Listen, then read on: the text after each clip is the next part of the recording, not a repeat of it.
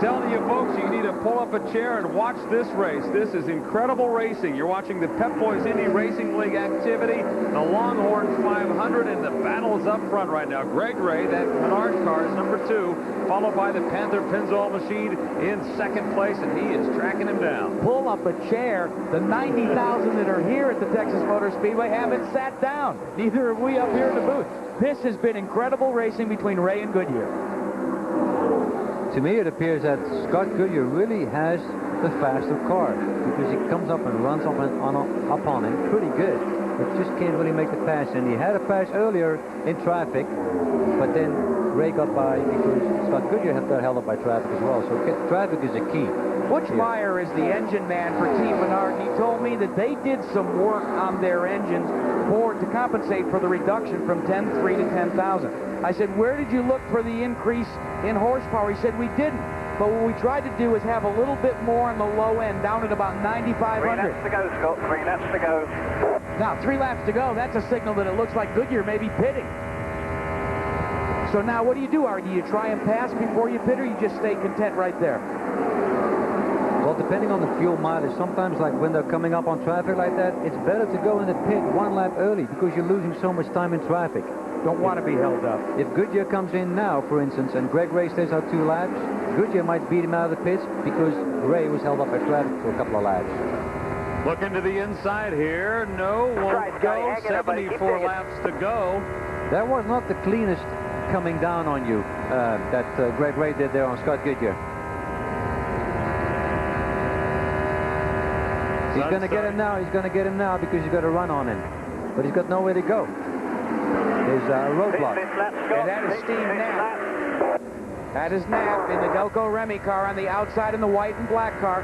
Dipping to the inside was Greg Ray. And Goodyear couldn't initiate the pass until he got halfway down the backstretch. You know, he's coming to the pits. That's why. Okay, boys, let's go get him. Greg Ray's guys are coming in next lap. Let's give him the lead here. There's the pep talk from Kevin Blanche. And we're going to watch him go to work as we watch. Kevin is a great guy to listen to on the radio. Very motivated. You know, sometimes we think we need to give him some... Tires and fuel only. Tires and fuel only. Let's go to Vince Welch. Vince? You heard Kevin Blanche say it. Tires and fuel only. They'll make no chassis adjustments with this car because it's running nearly perfect.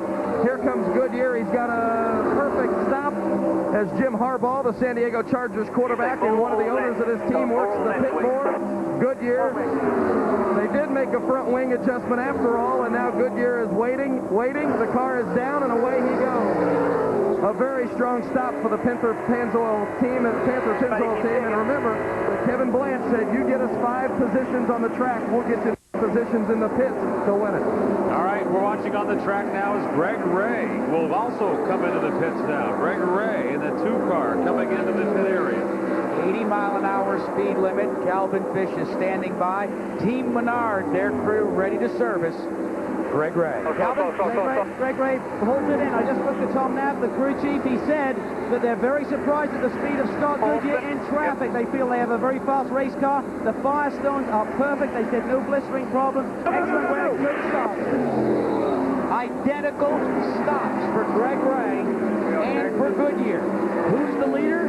Big Daddy, Donnie Beechler. Donnie Beechler takes over the lead of the race. 139 laps completed now. Beechler in first. Robbie Unser is second. Sam Schmidt in third. Time to cycle through, though. Now Beechler should be coming onto pit road as well. We'll look for him, but still, this has got to be a thrill. He led his first career IRL event back at Las Vegas Motor Speedway. But Beechler out of Springfield, Illinois, having a great run this evening.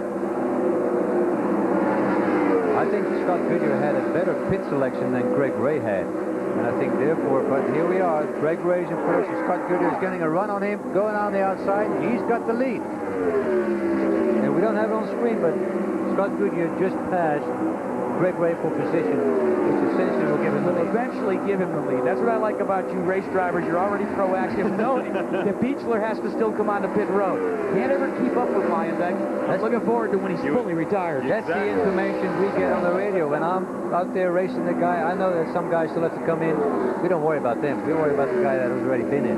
Stephon Gregoire, we're going to go on board with him. He's running in 4th position. Stephon Gregoire having a solid day.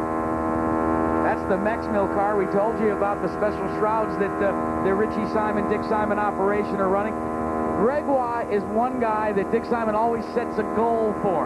So far, he has met every goal that Dick Simon has posted for him. You know what the goal is tonight?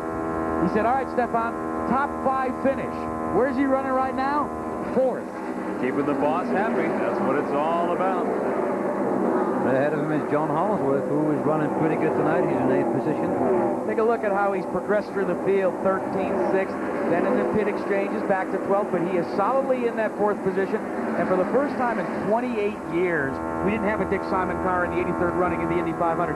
It's great to have Gregoire, Simon, Dick, and Richie back here in the hunt and doing so well. And here in the state of Texas, you're watching PC Save car there on the right. That's a Texan. Hollingsworth running in 8th position, just passed there by Gregoire. Did you see how steady Gregoire was? He didn't panic as he pulled up on Hollingsworth. He just backed out of the throttle, cracked it for a minute, tapped the brake, didn't get the car upset at all, and then initiated and completed the pass. Mexmill car with a strong showing tonight.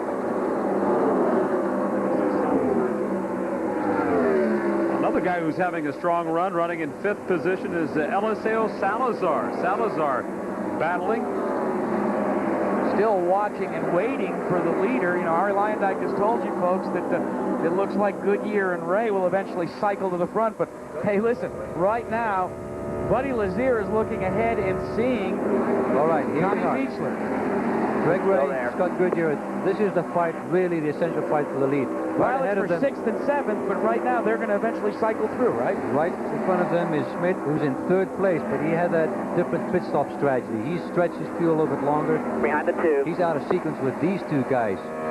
Johnny Beechler is actually the race leader right now, but he will eventually have to come in for a pit stop for more fuel.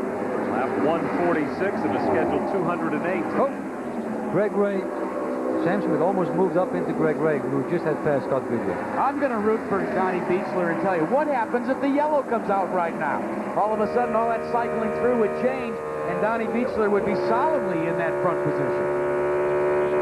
There's the Pennzoil machine looking, and here comes Donnie Beechler. He will make a pit stop. The big Daddy's machine will come in, so we'll watch this rookie go to work and let his crew go to work in the pit area. All right, Leyendyke, again, you're right. Let's go to Calvin Fish. Gilles Velez weighs him into his pit stall. They are going to do tires only, try and maintain some kind of track position. He would have to go 61 laps on this final stint. That is not possible.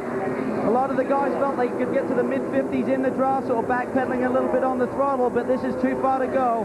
He will need a yellow to try and make it without another stop, guys. Well, he's going to get a yellow right now. John Hollingsworth Jr.'s machine. Lots of smoke coming out of there. Let's not be premature, because Hollingsworth was well down out of the racing group, below the apron. No yellow flag. They will keep the green. The green stays on.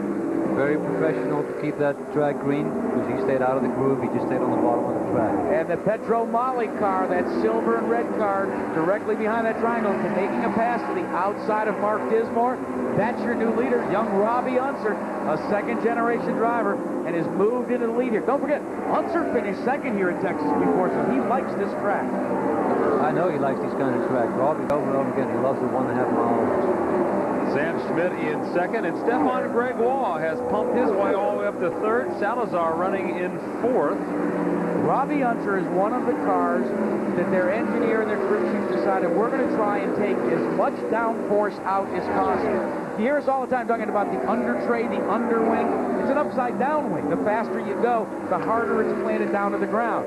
Well, at a track like this where you have the banking, you dial as much out of it as possible. And they said, we just take as much as we can out of the car before Robbie complains. And the car's running awfully free right now. 56 laps to go. Salazar into the pit area. He was running in 4th. One of his better showings this year. Salazar received quite an honor at the Indianapolis Motor Speedway, selected as the Scott Brayton Award winner, the soft-spoken, mild-mannered Chilean who had all of those injuries and said he only battled back because of the thousands of cards that he got from his friends.